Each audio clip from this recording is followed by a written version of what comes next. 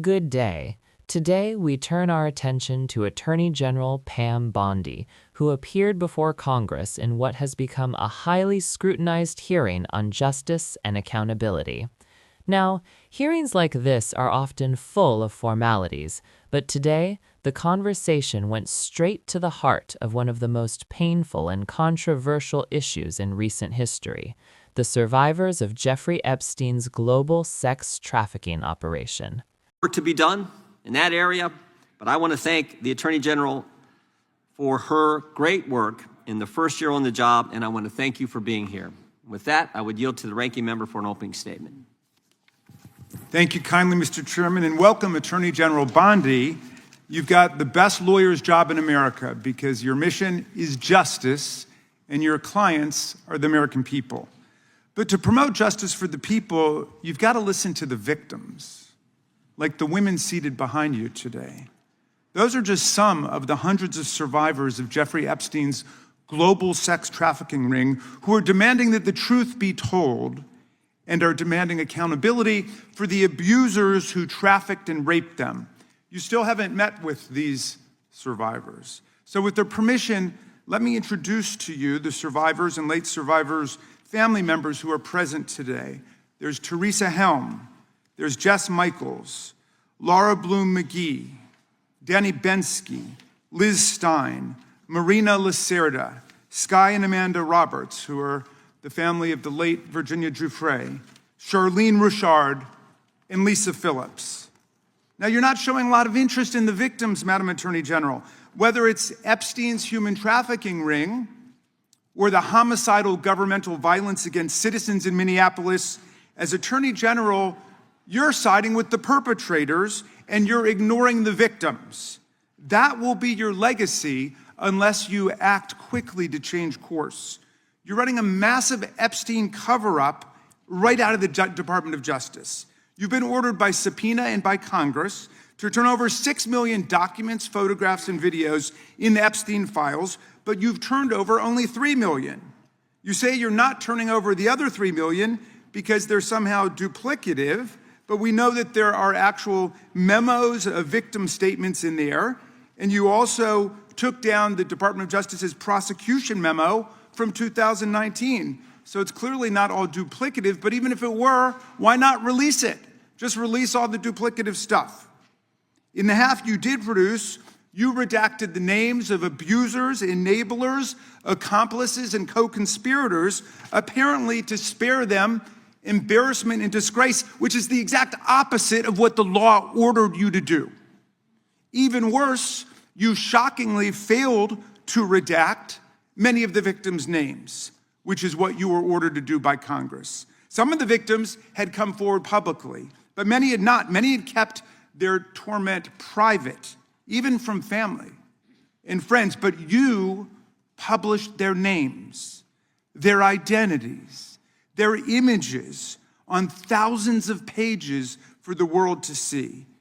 So you ignored the law, and even with over 100,000 employees at your disposal, you acted with some mixture of staggering incompetence, cold indifference, and jaded cruelty towards more than 1,000 victims raped, abused, and trafficked.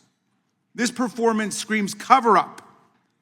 Convicted sex trafficker and groomer Ghislaine Maxwell opened the gates of hell to Virginia Giuffre and hundreds of other victims, as Virginia recorded in her remarkable book, Nobody's Girl. But when Maxwell was subpoenaed to come testify before Congress, you and Todd Blanche quickly moved her from a higher security prison to a minimum security camp in Texas, where she's enjoyed 5-star treatment, including catered meals, private gym time, and access to a therapy puppy. All because Todd Blanche, who's utterly failed to investigate the monstrous crimes of Epstein and Maxwell's co-conspirators, spent 9 hours with Maxwell and satisfied himself that she would have nothing untoward to say about Donald Trump, which is your only real interest in the matter, based on institutional performance. But abandoning victims and coddling perpetrators is what you do best, When the FBI opened a criminal investigation into the brutal killing in Minneapolis of Renee Good, a poet and 37-year-old mother of 3, by Trump's masked paramilitary ICE agents, you shut it down. You claim you're investigating the cold-blooded murder of Alex Preddy, an ICU nurse at the VA. But how can we trust the administration when the president and Kristi Noem called Preddy a domestic terrorist and Stephen Miller called him a would-be assassin? Not only do you refuse to share evidence with the state and local investigators and prosecutors in Minnesota, you have blocked their access to the crime scene and the evidence. How are you seeking justice for Marimar Martinez, the Montessori school teacher in Chicago who was shot 5 times by a Border Patrol agent who bragged about it on text?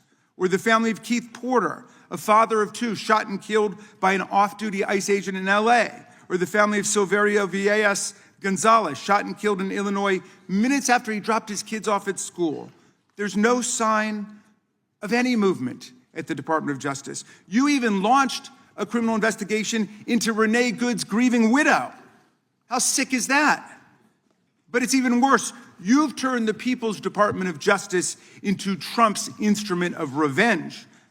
Trump orders up prosecutions like pizza, and you deliver every time. He tells you to go after James Comey, Letitia James, Lisa Cook, and Jerome Powell, the head of the Federal Reserve Board, and members of Congress like Adam Schiff, Mark Kelly, Alyssa Slotkin, Chrissy Houlihan, Jason Crow, Chris DeLuzio, and Maggie Goodlander, to name a few, and you snap to it. You replace real prosecutors with counterfeit stooges who robotically do the president's bidding. Nothing in American history comes close to this complete corruption of the justice function and contamination of federal law enforcement. And the good news is many serious lawyers at DOJ, including some of your own original appointees, have refused your lawless orders. Danielle Sassoon, your original pick for acting U.S. Attorney in Manhattan, resigned rather than follow your corrupt order to quash an indictment against Mayor Eric Adams as a political favor from Donald Trump. A Federalist Society member who clerked for Justice Scalia, U.S. Attorney Sassoon refused to participate in this blatantly corrupt scheme. Her top assistant, Hagan Scotton, an Iraqi war vet and 2-time Bronze Star recipient who clerked for Chief Justice Roberts, and then Judge Kavanaugh, promptly resigned too, writing to your office, quote, "I expect you will eventually find someone who is enough of a fool or enough of a coward to file your motion, but it was never going to be me." You and the president nominated Eric Siebert, a 15-year career prosecutor, to be your U.S. attorney for the Eastern District of Virginia. But after 5 months of investigating Letitia James and James Comey, he found no evidence to justify criminal charges.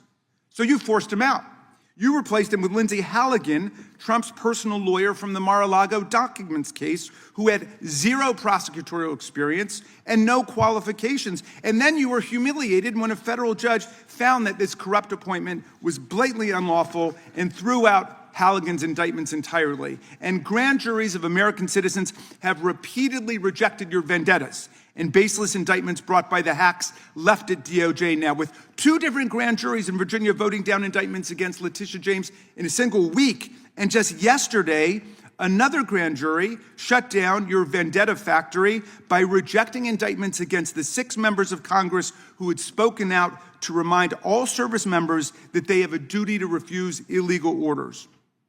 You tried to get a grand jury to indict 6 members of Congress who were veterans of our armed forces on charges of seditious conspiracy simply for exercising their First Amendment rights. I hope you will heed the wisdom and the constitutional patriotism of those grand jurors and not try it again by doubling down on that humiliation.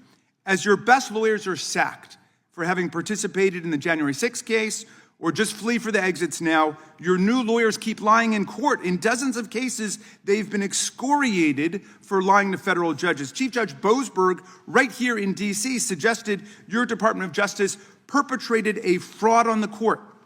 Other judges found your statements to be, quote, inexplicably misleading, patently incredible, totally inconsistent, and so disingenuous that the court is left with little confidence that the government can be trusted to tell the truth about anything.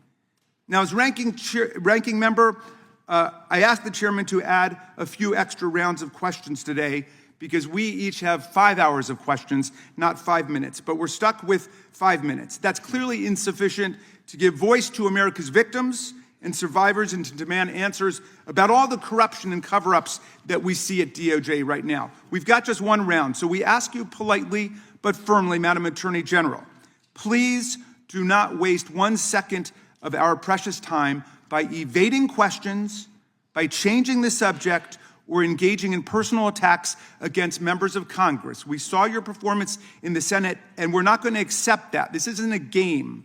In the Senate, you brought something with you called a burn book, a binder of smears to attack members personally for doing the people's work of oversight. Please set the burn book aside and answer our questions. And when you hear us reclaim our time, that means it's time for you to stop speaking. We only have 5 minutes, so when we reclaim our time, that means you stop. And if you don't, we will ask the chair to stop the clock and let you go on his time. The quality of justice in America depends on the character of our government. Please do your job and bring the Department of Justice back from the brink. The survivors seated behind you and the American people watching everywhere deserve a Department of Justice worthy of its name. I yield back, Mr. Chair. Without objection, all of the opening statements will be included in the record. We will now introduce today's witness, the Honorable. If you're following along, make sure to hit subscribe because we break down the hearings, explain the context, and show you why this matters to every American. During the session, members of Congress highlighted a critical concern. Survivors of Epstein's abuse and their families say they have not been heard. More than just names on a list, these are real people with harrowing stories of trauma and loss. In the hearing, specific survivors were introduced, including Teresa Helm, Jess Michaels, Laura Bloom-McGee, Danny Bensky, Liz Stein, Marina Lira, Sky and Amanda Roberts, and the family of the late Virginia Dufresne. Their presence was a stark reminder that behind every scandal are human lives demanding justice. The ranking member did not mince words.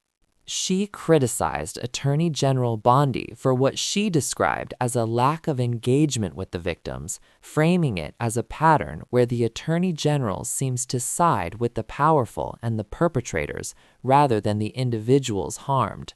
This was not just about Epstein, but also touched on broader issues of governmental accountability, including concerns about the response to violence against citizens, like the tragic events in Minneapolis. For viewers trying to follow along, here's the takeaway. Accountability is not just a word, it is an active process involving listening, investigating, and ensuring consequences for wrongdoing.